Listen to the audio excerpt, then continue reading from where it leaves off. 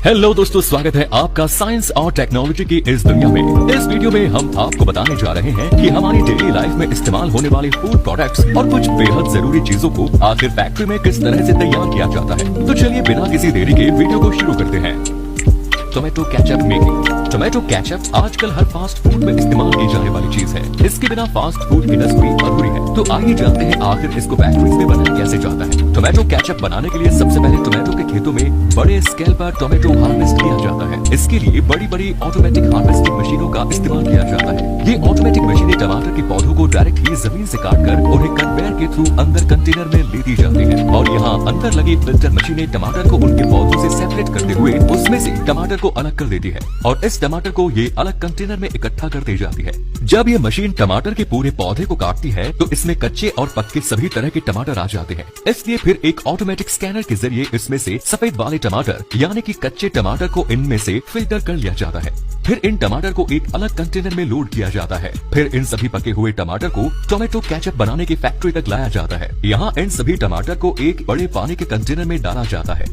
यहाँ इन टमाटर को वॉश करते हुए इन्हें कन्वेयर के थ्रू आगे भेज दिया जाता है। अच्छे से टमाटर को क्लीन करने के बाद इन सभी टमाटर को उबलते हुए पानी में डाला जाता है। यहाँ उबलते हुए पानी में इन टमाटर को काफी देर तक उबाला जाता है। जब इन टमाटर की ऊपरी स्किन गलने लगती है तो फिर इन टमाटर को एक कन्वेयर की मदद से इस गर्म पानी में से निकाल लिया जाता है और इन उबले हुए टमाटर को कन्वेयर के थ्रू आगे भेजा जाता है, जहाँ कुछ ऑटोमेटिक मशीनों द्वारा इनके छिलकों को इन पर से हटा लिया जाता है। ऑटोमेटिक मशीन्स द्वारा इनके छिलके हटाने के बाद इन सभी टमाटर को कन्वेयर के थ्रू वर्कर्स की एक टीम के पास भेजा जाता है, जहाँ पर इन टमाटर की मैनुअली छटाई होती है ताकि इनमें कोई बिना छिला हुआ टमाटर न रह जाए। इसके बाद में इन सभी टमाटर को फिर से एक बार कन्वेयर पर डालकर आगे एक मिक्सिंग मशीन तक पहुंचा दिया जाता है। यहाँ ये मशीनें इन टमाटर को क्रश करके इनका सॉस बनाती है और यहीं पर इनमें कुछ जरूरी इंग्रेडिएंट और प्रिजर्वेटिव मिला दिए जाते हैं जो कि इसके टेस्ट के साथ इसकी उम्र को भी बढ़ा देते हैं। Next is sugar making process. Sugar making process. Sugar बनाने के लिए सबसे पहले खेतों में से गन्ने को काटा जाता है और फिर इन्हें ट्रकों में लोड करके शुगर मिल तक लाया जाता है। फिर इन गन्नों को एक कटिंग मशीन के नीचे रखा जाता है, जहां इन गन्नों को छोटे छोटे टुकड़ों में काट दिया जाता है। फिर इन टुकड़ों को पानी के कंटेनर में डालकर धोया जाता है। अच्छी तरह से धोने के बाद इन गन्ने को एक क्रशिंग मशीन से गुजारा जाता है। यहाँ ये मशीन इन गन्नों को क्रश करते हुए छोटे छोटे टुकड़ों में बदल देती है। इसके बाद आप देख सकते हैं कि यह गन्ना बिल्कुल पतले पतले रेशो में कन्वर्ट हो जाता है। फिर इस गन्ने को कन्वेयर के थ्रू जूस निकालने वाली मशीन तक ले जाया जाता है। यहाँ इन गन्नों को मल्टीपल रोलर्स के बीच से गुजारा जाता है, जहाँ अच्छे से इनका पूरा जूस निकाल लिया जाता है। अब इस गन्ने के जूस को अलग कंटेनर में इकट्ठा कर लिया जाता है। फिर इस गन्ने के जूस में सल्फर डाइऑक्साइड मिलाया जाता है। इसी केमिकल की वजह से चीनी के दाने क्रिस्टल की फॉर्म में आते हैं। इसके बाद में इस पे लाइम पाउडर मिलाया जाता है। लाइम पाउडर मिलाने के बाद इस जूस को कुछ घंटों तक यूं ही छोड़ दिया जाता है। ये लाइम पाउडर गन्ने के जूस में मौजूद इम्प्योरिटीज को कंटेनर की निचली सतह पर बैठा देता है। फिर ऊपर बचे इस शुद्ध जूस को आगे इवेपोरेटर में भेजा जाता है, जहां इसे काफी हाई टेम्परेचर पर गर्म किया जाता है, जिससे इसका पानी वेपोराइज हो जाता है और इसमें सिर्फ शुगर का प्योर सिरप बचता है। धीरे धीरे ये सिरप गाढ़ा होते जाता है और इसमें चीनी के क्रिस्टल्स बनने लगते हैं। फिर इस सिरप को स्टीम से गर्म किया जाता है, जिससे इसका बचा कुचा मॉइस्चर हट जाता है और ये चीनी के क्रिस्टल इसके कंटेनर के दीवार के ऊपर चिपक जाते हैं। फिर इन चीनी के दानों को पानी के प्रेशर की मदद से वॉश किया जाता है, जिससे ये व्हाइट क्रिस्टल की फॉर्म में आ जाते हैं। फिर ये चीनी बनकर पूरी तरह से तैयार हो जाती है। फिर चीनी के दानों को अलग अलग छोटी बड़ी छलनी से छान लिया जाता है और इस तरह से इसमें से 2-3 अलग अलग साइज के दाने वाली चीनी तैयार हो जाती है और इसमें सबसे बारीक वाला पार्ट शुगर पाउडर बन जाता है। इसके बाद इस चीनी को बड़े बड़े कंटेनर्स में पैक करके मार्केट के लिए भेज दिया जाता है।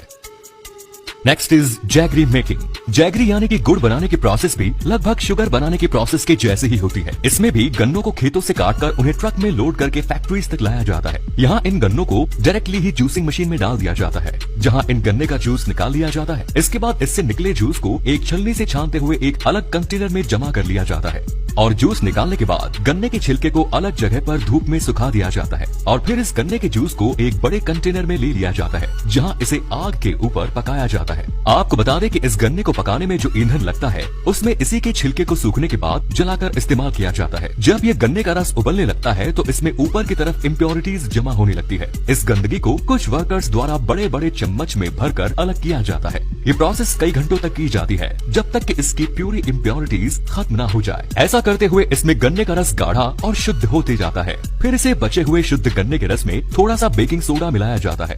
बेकिंग सोडा के साथ इसे पकाने से इसकी कंसिस्टेंसी गाढ़ी होती जाती है। ऐसे ही कुछ देर पकाने के बाद जब इसकी कंसिस्टेंसी बिल्कुल सही हो जाती है तो फिर इसे कुछ घंटों तक यूं ही ठंडा होने के लिए छोड़ दिया जाता है। इसके बाद ये गुड़ बनकर तैयार हो जाता है। फिर इसे अलग कंटेनर में ले लिया जाता है। अलग कंटेनर में लेने के बाद इस लिक्विड को अलग अलग शेप और साइज के कंटेनर्स में भर दिया जाता है। इस तरह से इस सारे गुड़ को इन छोटे छोटे बर्तन में जमा कर दिया जाता है और फिर इन बर्तनों में इस गुड़ के ठंडा हो जाने के बाद इन्हें अलग कर लिया जाता है, जिसके बाद ये गुड़ मार्केट में भेजने के लिए पूरी तरह से तैयार हो जाता है। Next is Honey extraction process. शहद बनाने के लिए सबसे पहले सही जगह का चुनाव किया जाता है। ये जगह फूलों या फसलों के बड़े बड़े खेतों के आसपास होती है।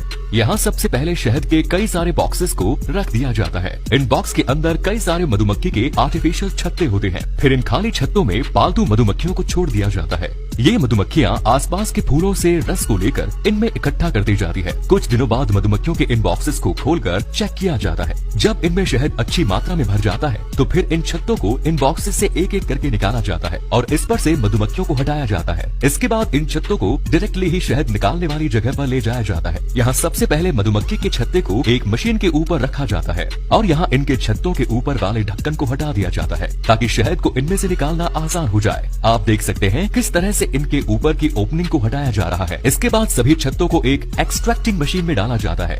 ये एक रोटेटिंग मशीन होती है जिसके अंदर इन छत्तों को डालकर गोल गोल घुमाया जाता है। इस तरह से इन छत्तों को घुमाने से इनमें मौजूद शहद इसमें से निकलने लगता है। शहद निकालने के बाद जब ये छत्ते खाली हो जाते हैं तो इन्हें हटाकर उनकी जगह वापस से एक आर्टिफिशियल छत्ता लगा दिया जाता है और फिर इन्हें वापस से मधुमक्खियों के बॉक्स में डाल दिया जाता है। इस तरह से मधुमक्खी पालन से काफी जल्दी और ज्यादा क्वांटिटी में शहद को प्राप्त कर लिया जाता है और फिर इकट्ठा हुए इस शहद को ऑटोमेटिक मशीन के जरिए अलग अलग साइज के कांच के जार में भरकर मार्केट में भेज दिया जाता है।